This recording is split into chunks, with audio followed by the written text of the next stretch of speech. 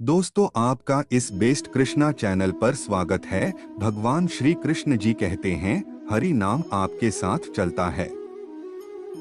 जो दूसरों की तकलीफों को समझते हैं, जिनमें दया है, दिल से अच्छे हैं, उन्हें दोबारा जन्म लेना नहीं पड़ता।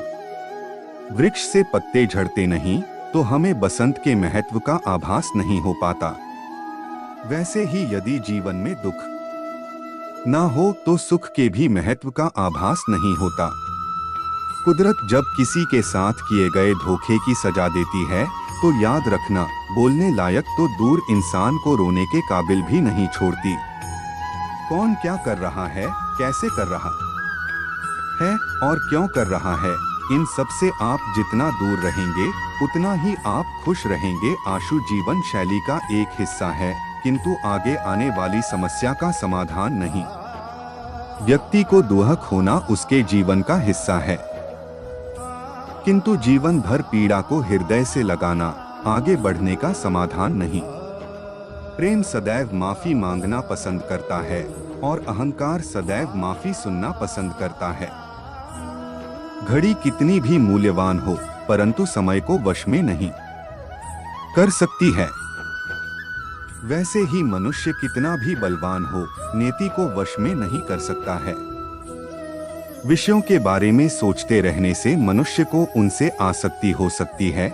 इससे उनमें कामना यानी इच्छा उत्पन्न होती है और कामनाओं में विघ्न आने से क्रोध की उत्पत्ति होती है। सुलझा हुआ इंसान वह है जो अपने जीवन के निर्णय स्वयं लेता है और उन निर्णयों के परिणाम के लिए किसी दूसरे को दोष नहीं देता। श्री कृष्ण जी कहते हैं, जितना इंतजार वह आपसे करवा रहा है ना, समय आने पर वह इतना देगा कि तुम संभाल नहीं पाओगे। अपनी जिंदगी से कभी नाराज मत हो, क्योंकि ऐसे कई लोग हैं जो आपके जैसी जिंदगी जीने का सपना देखते हैं। किसी भी असफल व्यक्ति से पूछोगे कि तुम सफल क्यों नहीं हो, तो वह दो कारण देगा, मेरी किस्मत ही खराब थी और मेरे पास समय नहीं था। कोई भरोसा तोड़े तो उसका धन्यवाद कहना, क्योंकि यह वही लोग होते हैं जो हमें सिखाते हैं कि भरोसा सोच समझ कर ही करना चाहिए। आप पीछे जाकर अपने अतीत को तो नहीं सुधार सकते, लेकिन अपना कर्म करके अपने आने वाले भविष्य को जरूर सुधार सकते हैं।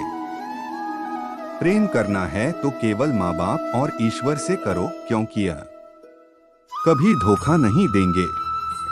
कभी कभी समय के परिवर्तन से मित्र भी शत्रु बन जाते हैं और शत्रु भी मित्र, क्योंकि स्वार्थ बहुत ही बड़ा बलवान है।